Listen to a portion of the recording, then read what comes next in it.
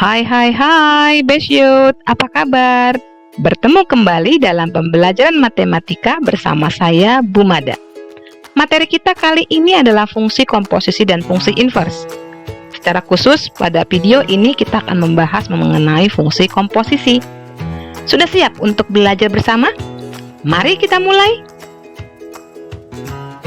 Kompetensi dasar yang akan kita pelajari adalah menjelaskan operasi komposisi pada fungsi dan operasi invers pada fungsi invers serta sifat-sifatnya serta menentukan eksistensinya. Sedangkan untuk indikatornya ada 3, yaitu sebagai berikut.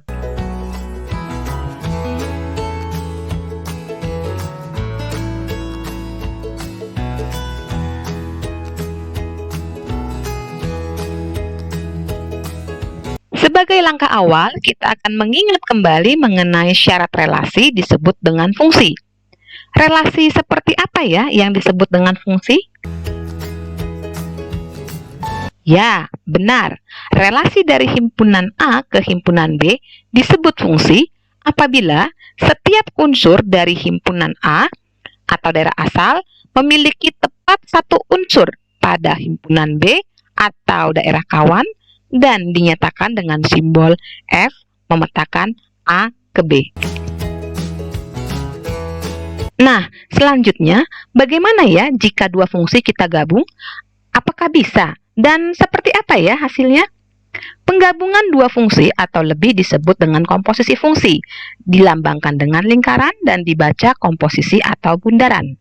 Misalkan fungsi F memetakan A ke B dan fungsi G memetakan B ke C, maka hasil komposisi dari fungsi F ke G disebut fungsi komposisi G.Fx sama dengan Gfx, atau dapat ditulis H sama dengan G.F memetakan A ke C. Untuk ilustrasinya dapat digambarkan sebagai berikut. Pada komposisi fungsi juga berlaku sifat-sifat loh. Apa saja ya sifat-sifat komposisi fungsi? Jika terdapat fungsi F yang memetakan A ke B, fungsi G yang memetakan B ke C, dan fungsi H yang memetakan C ke D, maka berlaku sifat yang pertama adalah F.Gx tidak sama dengan G.Fx. Artinya, tidak berlaku sifat komutatif pada komposisi fungsi. Sifat yang kedua adalah F.G.Hx sama dengan F.G.Hx. Artinya, berlaku sifat asosiatif pada komposisi yang terdiri dari 3 fungsi. Sifat yang ketiga adalah F.Ix sama dengan I.Fx sama dengan Fx. Artinya, terdapat I sebagai fungsi identitas sehingga Ix sama dengan X. Dengan menggunakan definisi dan sifat-sifat pada komposisi fungsi, mari kita selesaikan bersama soal-soal berikut. Perhatikan contoh soal nomor 1.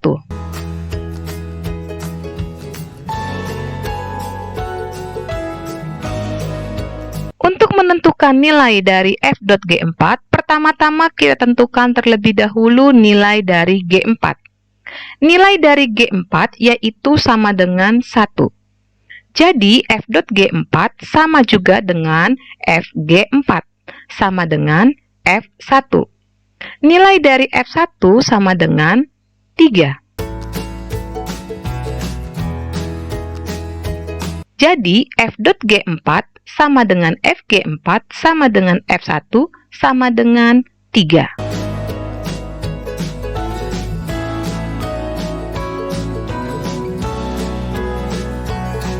Sedangkan untuk menentukan nilai dari G.F4 adalah dengan menentukan terlebih dahulu nilai dari F4. Nilai dari F4 yaitu sama dengan 5. Kemudian kita lanjutkan dengan menentukan nilai dari G5. Perhatikan bahwa domain 5 tidak memiliki pasangan atau hasil pada fungsi G. Dengan kata lain, nilai dari G5 tidak ada.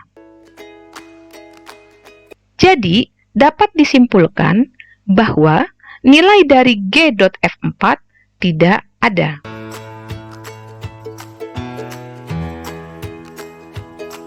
Selanjutnya, bagaimana jika kita pisahkan grafik diagram pemetaan dari F.G dan G.F? Mari kita perhatikan diagram dari G.F. Jelas terlihat bahwa G.F bukan merupakan fungsi. Mengapa? Karena untuk domain X yaitu 3 dan 4 tidak memiliki pasangan atau hasil di GFX.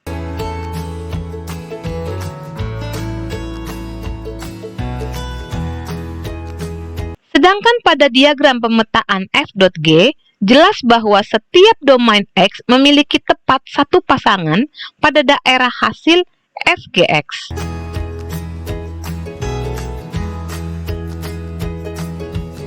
Berikutnya perhatikan contoh soal 2.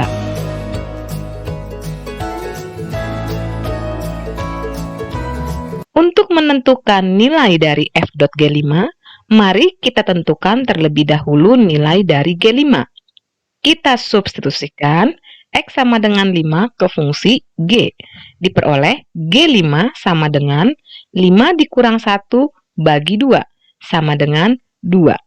Jadi, F.G5 sama dengan Fg5, sama dengan F2 sama dengan 29. Selanjutnya mencari rumusan dari fungsi F.Gx. Langkahnya adalah substitusi fungsi G ke fungsi F, sehingga diperoleh F.Gx sama dengan Fgx, sama dengan F X-1 per 2. Jabarkan, sehingga diperoleh F.Gx sama dengan 2x kuadrat dikurang 4x dikurang 1. Selanjutnya contoh soal nomor 3. Untuk contoh soal cerita berikut, Besyot harus pahami dengan baik maksud dari setiap kalimatnya ya. Bagaimana? Sudah terbayang dengan apa yang akan kita kerjakan? Langsung saja, mari kita selesaikan bersama masalah tersebut. Pertama-tama, jelas pada soal, X didefinisikan sebagai bahan dasar kayu, dan banyaknya bahan dasar kayu yang tersedia sama dengan 3 ton. Jadi, X sama dengan 3. Selanjutnya, substitusi X sama dengan 3 ke fungsi P untuk memperoleh banyaknya bahan kertas setengah jadi yang dihasilkan. Diperoleh P sama dengan 4. Terakhir, substitusi P sama dengan 4 ke fungsi G untuk menentukan banyaknya kertas jadi yang dihasilkan. Dan diperoleh GP sama dengan G4 sama dengan 12. Jadi, banyaknya kertas yang dihasilkan adalah sebesar 12 ton. Nah, Besyot, sekarang waktunya untuk berlatih mengerjakan soal mandiri ya. Silakan kerjakan soal latihan berikut ini. Berapa ya nilai P-nya? Bagaimana? Apakah sudah dapat penyelesaiannya? Jika sudah, mari kita cocokkan.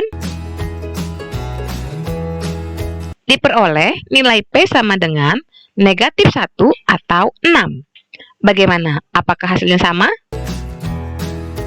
Berikutnya, mari kita lanjutkan kembali untuk mengerjakan soal latihan.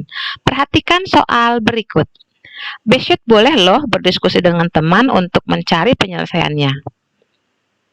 Bagaimana? Apakah Besyot sudah menemukan penyelesaiannya? Mari kita cocokkan.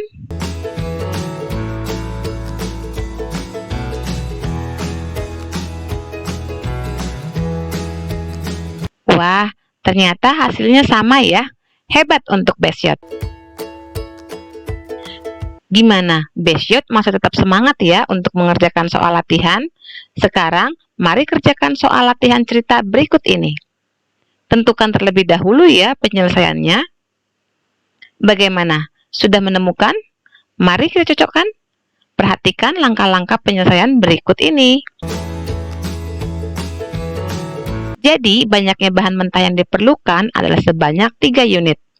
Hebat, Besyot sudah mengerjakan 3 soal latihan dengan sangat baik. Dengan demikian, berakhirlah pembelajaran kita kali ini. Sampai jumpa pada video selanjutnya, yaitu materi fungsi inverse. Ingat, tetap tekun dan semangat berlatih karena tekad dan kemauan dapat melampaui kemampuan. Salam sehat, Tuhan memberkati.